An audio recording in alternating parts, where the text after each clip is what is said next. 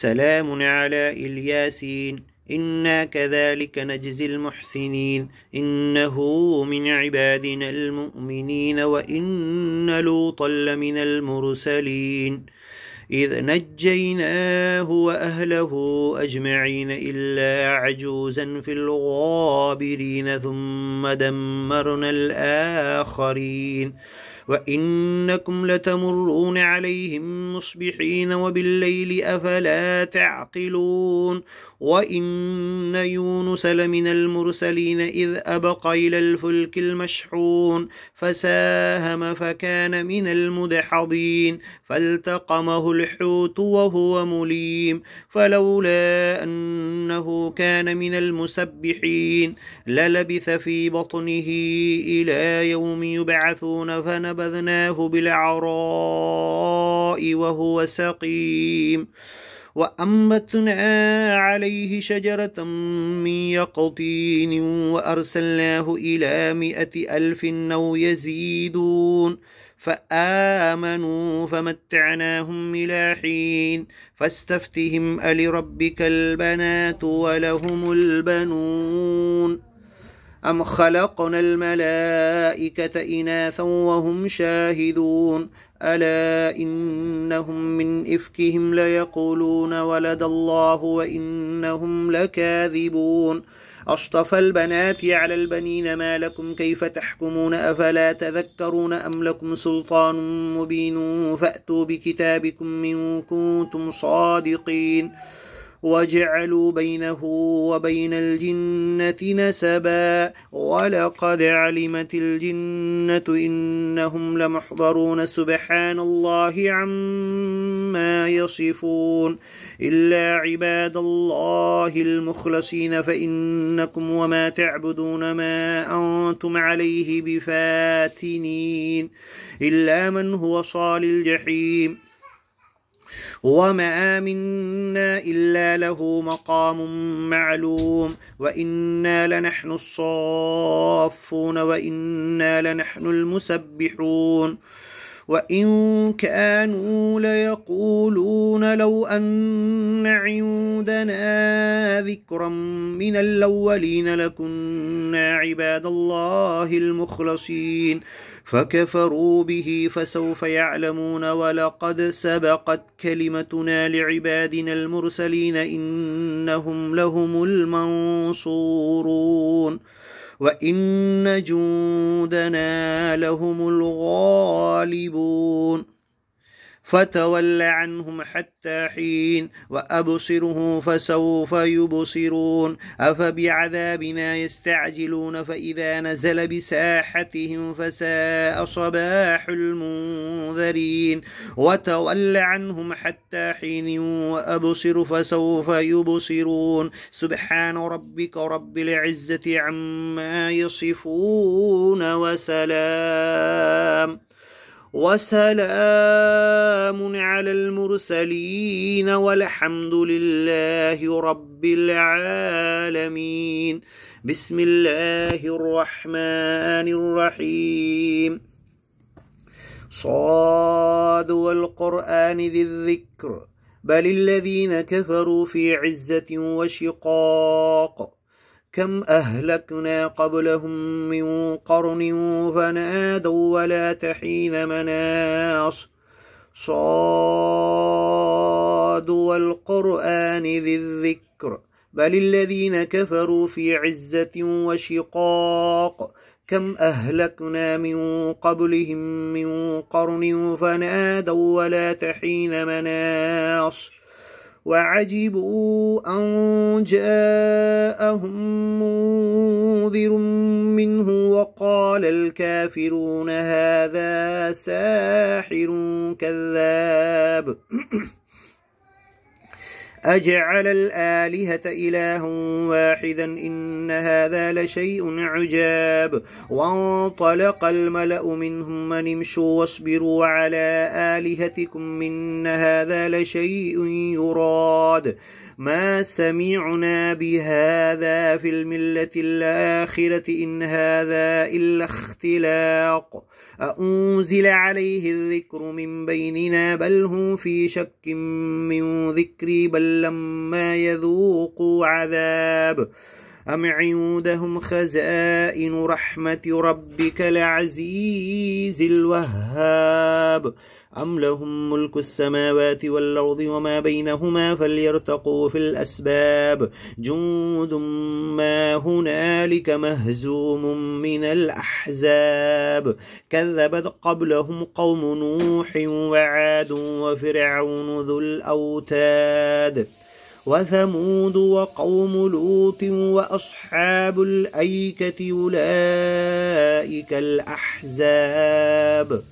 إن كل إلا كذب الرسل فحق عقاب وما ينظر هؤلاء إلا صيحة واحدة ما لها من فواق وقالوا ربنا عجل لنا قطنا قبل يوم الحساب اصبر على ما يقولون وذكر عبدنا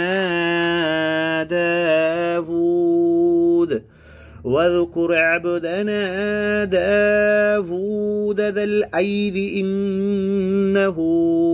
أواب إنا سخرنا الجبال معه يسبحن بالعشي والإشراق والطير محشورة كل له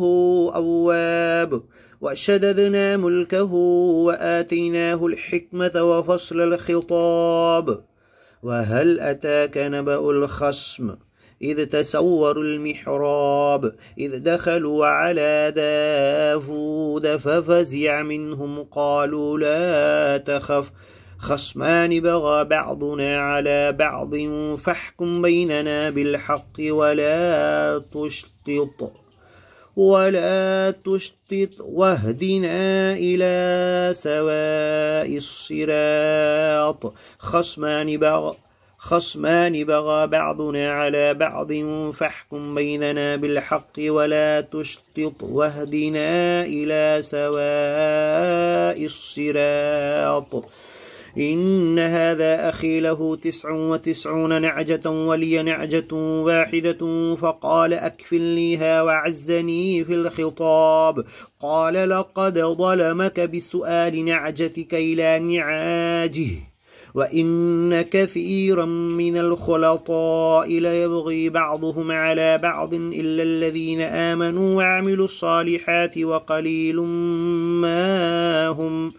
وظن داود أنما فتناه فاستغفر ربه وخر راكعا وأناب الله أكبر سجد وجهه للذي خلقه وصوره وشق سمعه وبصره فتبارك الله أحسن الخالقين سبحان ربي الأعلى سبحان ربي الأعلى سبحان ربي الأعلى الله أكبر فغفرنا له ذلك وإن له عندنا لزلفى وحسن مآب يا داود إنا جعلناك خليفة في الأرض فاحكم بين الناس بالحق ولا تتبع الهوى فيضلك عن سبيل الله إن الذين يضلون عن سبيل الله لهم عذاب شديد بما نسوا يوم الحساب وما خلقنا السماء والأرض وما بينهما باطلا ذلك ظن الذين كفروا فويل للذين كفروا من النار أم نجعل الذين آمنوا وعملوا الصالحات كالمفسدين في الأرض أم نجعل المتقين كالفجار كتاب أنزلناه إليك مبارك ليدبروا آياته وليتذكر أولو الألباب ووهبنا لداود سليمان نعم العبد إنه أواب إذ عرض عليه بالعشي الصافنات الجياد فقال إني أحببت حب الخير عن ذكر ربي حتى توارت بالحجاب ردوها علي فطفق مسحا بالسوق والأعناق ولقد فتنا سليمان وألقينا على كرسيه جسدا ثم أناب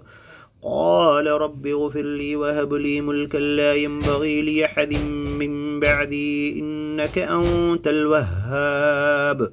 فسخرنا له الريح تجري بأمره رخاء حيث أصاب والشياطين كل بناء وغواص وآخرين مقرنين في الأصفاد هذا عطاؤنا فامنن أو أمسك بغير حساب وإن له عندنا لزلفى وحسن مآب واذكر عبدنا أيوب إذ نادى ربه أني مسني الشيطان بنصب وعذاب أركض برجلك هذا مغتسل بارد وشراب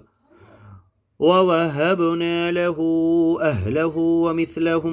معهم رحمة منا وذكرى لأولي الألباب وخذ بيدك ضغثا فاضرب به ولا تحنث إنا وجدناه صابرا نعم العبد إنه أواب واذكر عبادنا إبراهيم وإسحاق ويعقوب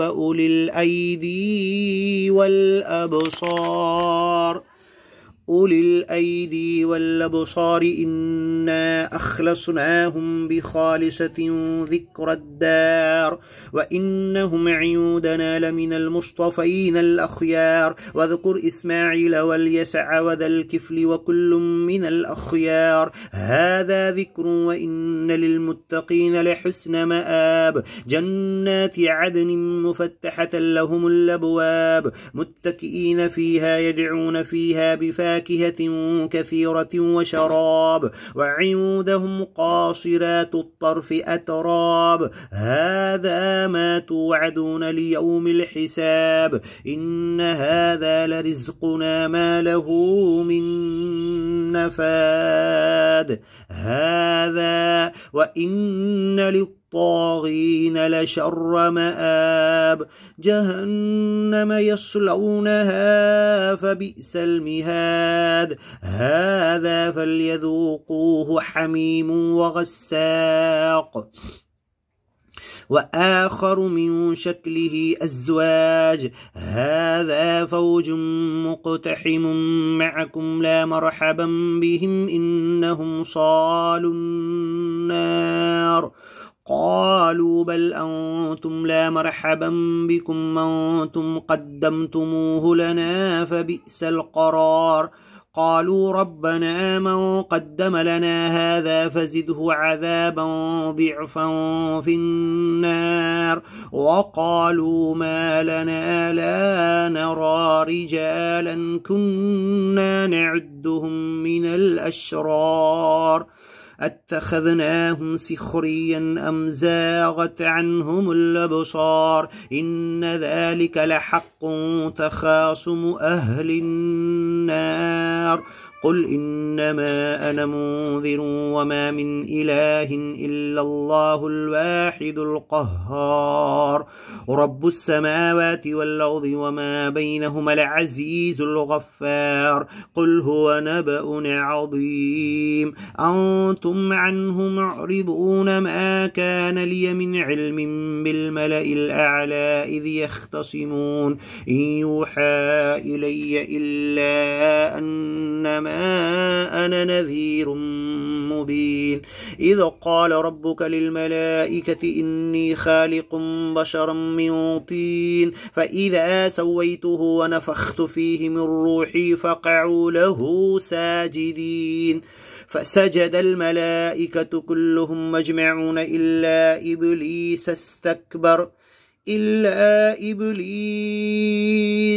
استكبر وكان من الكافرين قال يا إبليس ما منعك أن تسجد لما خلقت بيدي استكبرت أم كنت من العالين قال أنا خير منه خلقتني من نار وخلقته من طين قال فاخرج منها فإنك رجيم وإن عليك لعنتي إلى يوم الدين قال رب فأنظرني إلى يوم يبعثون قال فإنك من المنظرين إلى يوم الوقت المعلوم قال فبعزتك لأغوينهم أجمعين إلا عبادك منهم المخلصين قال فالحق والحق أقول لأملأن جهنم منك وممن تبعك منهم أجمعين قل ما أسألكم عليه من أجر وما أنا من المتكلفين إن هو إلا ذكر للعالمين ولتعلمن نبأه بعد حين بسم الله الرحمن الرحيم تنزيل الكتاب من الله العزيز الحكيم إنا أنزلنا إليك الكتاب بالحق فاعبد الله مخلصا له الدين ألا لله الدين الخالص والذين اتخذوا من دونه أولياء ما نعبدهم إلا ليقربونا إلى الله زلفى إن الله يحكم بينهم فيما هم فيه يختلفون إن الله لا يهدي من هو كاذب كفار لو أراد الله أن يتخذ ولدا لاصطفى مما يخلق ما يشاء سبحانه هو الله الواحد القهار خلق السماوات والأرض بالحق يكور الليل على النهار ويكور النهار على الليل وسخر الشمس والقمر كل يجري لأجل مسمى ألا هو العزيز الغفار خلقكم من نفس واحدة ثم جعل منها زوجها وأنزل لكم من الأنعام 8 أزواج يخلقكم في بطون أمهاتكم خلقا من بعد خلق في ظلمات 3 يخلقكم في بطون أمهاتكم خلقا من بعد خلق في ظلمات 3 ذلكم الله ربكم له الملك لا إله إلا هو فأنا تصرفون إن تكفروا فإن الله غني عنكم ولا يرضى لعباده الكفر وإن تشكروا يرضه لكم ولا تزر وازرة وزر أخرى ثم إلى ربكم مرجعكم فينبئكم بما كنتم تعملون إنه عليم بذات الصدور وإذا مس الإنسان ضر دعا ربه منيبا إليه ثم إذا خوله نعمة منه نسي ما كان يدعو إليه من قبل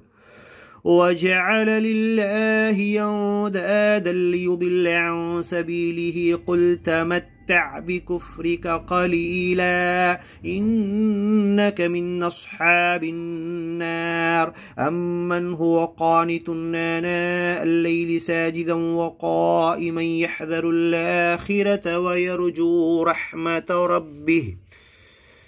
قل هل يستوي الذين يعلمون والذين لا يعلمون إنما يتذكر أولو الألباب قل يا عبادي الذين آمنوا اتقوا ربكم للذين أحسنوا في هذه الدنيا حسنة وأرض الله واسعة إنما يوفى الصابرون أجرهم بغير حساب قل إني أمرت أن أعبد الله مخلصا له الدين وأمرت لأن أكون أول المسلمين قل إني أخاف إن عصيت ربي عذاب يوم عظيم قل الله أعبد مخلصا له ديني فاعبدوا ما شئتم من دونه قل إن الخاسرين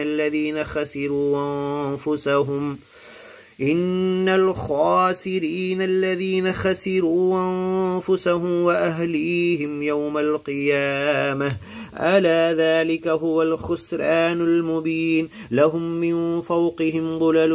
من النار ومن تحتهم ظلل ذلك يخوف الله به عباده يا عباد فاتقون والذين اجتنبوا الطاغوت أن يعبدوها وأنابوا إلى الله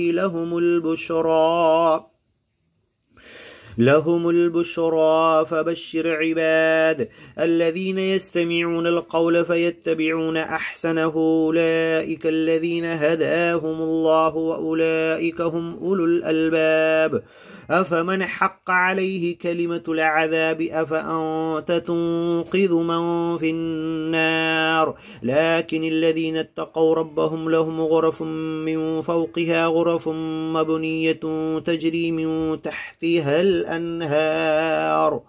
وعد الله لا يخلف الله الميعاد ألم تر أن الله أنزل من السماء ماء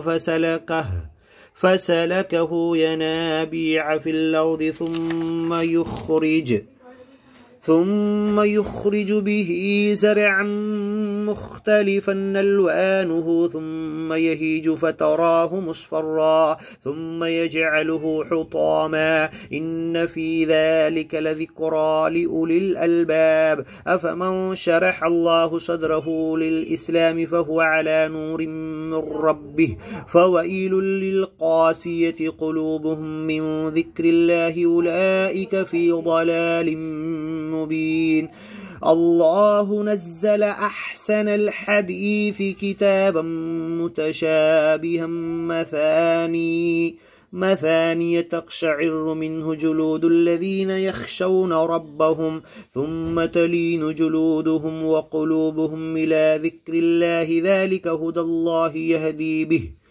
ذلك هدى الله يهدي به من يشاء ومن يضلل الله فما له من هاد أفمن يتقي بوجهه سوء العذاب يوم القيامة وقيل للظالمين ذوقوا ما كنتم تكسبون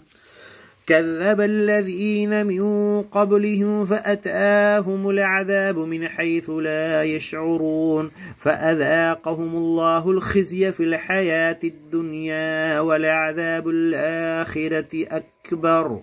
لو كانوا يعلمون ولقد ضربنا للناس في هذا القرآن من كل مثل لعلهم يتذكرون قرآنا عربيا غير ذي عوج لعلهم يتقون ضرب الله مثلا رجلا فيه شركاء متشاكسون ورجلا سلما لرجل هل يستويان مثلا الحمد لله بل أكثرهم لا يعلمون إنك ميت وإنهم ميتون ثم إنكم يوم القيامة عند ربكم تختصمون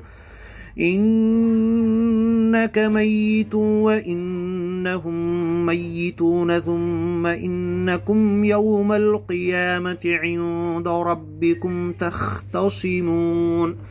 فمن أظلم ممن كذب على الله وكذب بالصدق إذ جاءه وليس في جهنم مثوى للكافرين